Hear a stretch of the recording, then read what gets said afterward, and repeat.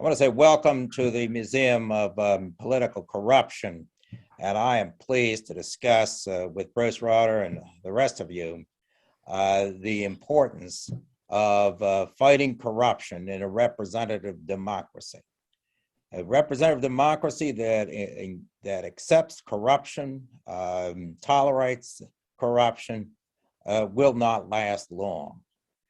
We've learned from experience that corruption, whether it is corruption of financial regulators or corruption of government contractors and other forms of corruption, inevitably destroys a democratic government.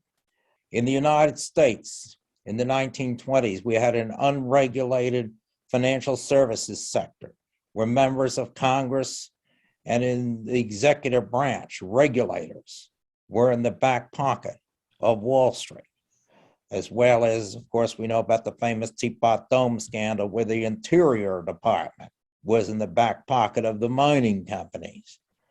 Well, that lasted for a while until the unregulated Wall Street of October 1929 ended in a huge crash, sending our economy in a downward spiral that lasted over a decade. We saw corruption in the years leading up to the 2008 financial crisis. Through Republican and Democratic administrations alike, we saw a steady stream of proposals to deregulate Wall Street. We saw Wall Streeters revolving door into the government, Treasury Department, often referred to as government sacks, conflicts of interest from campaign contributions from the financial services sector, both to the Democratic Party and the Republican Party, feeding the deregulation through the 80s and the 90s and the early 2000s until we had the crash of 2008 that cost many Americans their jobs, their homes, and led once again to the destabilization of our political environment leading up to the election of Donald Trump in 2016 and the tumultuous 4 years that followed. Anger, frustration, and economic inequality, coupled with anger and frustration at corruption, can destabilize a democracy very quickly. It's critically important we fight corruption. And corruption manifests itself in many different ways.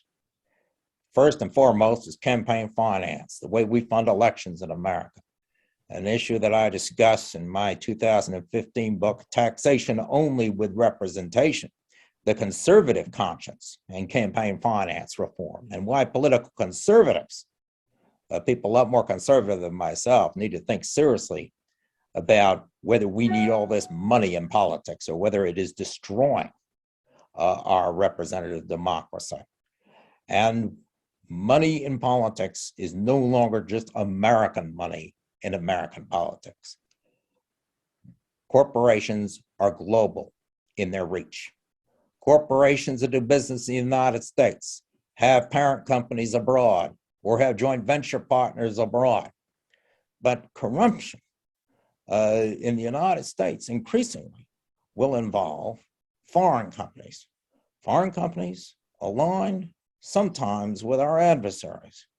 So I get back to the theme of my 2015 book about taxation only with representation. And the picture I had on the cover of the tea being tossed into Boston Harbor.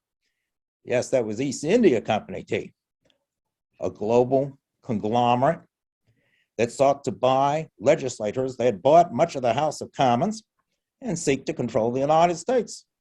We heaved the tea overboard in the Tea Party. I'm talking about the real Tea Party, not these folks who run around in their costumes these days, pretend they're the Tea Party, but the real Tea Party, we heaved the tea into Boston Harbor along with a relationship with the East India Company. That's what we fought the American Revolution for.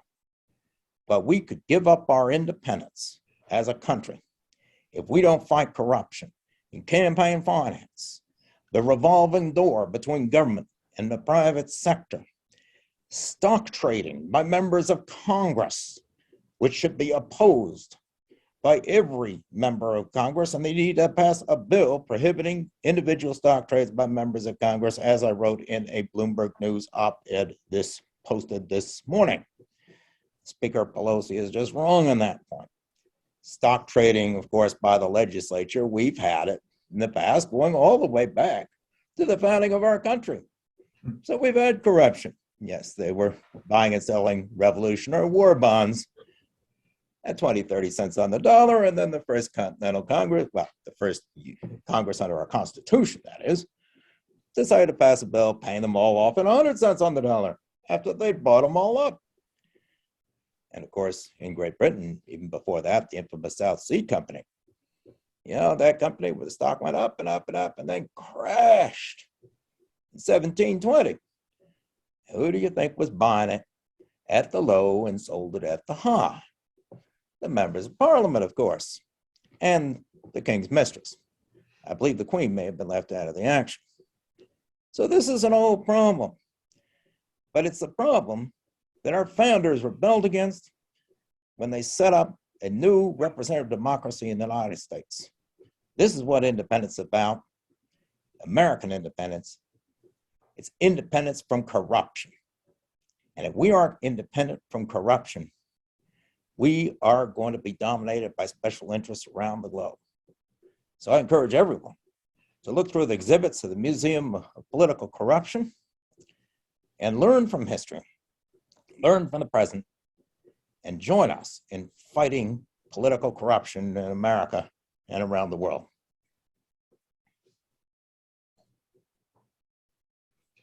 Stop recording.